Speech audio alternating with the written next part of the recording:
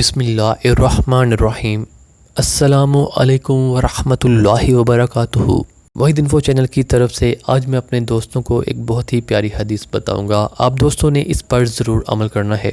شیطان کا بسیرا کس گھر میں ہوتا ہے؟ رسول اللہ صلی اللہ علیہ وآلہ وسلم نے فرمایا، جب آدمی گھر میں داخل ہوتا ہے اور داخل ہوتے وقت اور کھانا کھاتے وقت اللہ کا ذکر کرتا ہے تو شیطان اپنے ساتھیوں سے کہتا ہے، تمہارے لیے نہ رات گزارنے کی جگہ ہے اور نہ رات کا کھانا ہے۔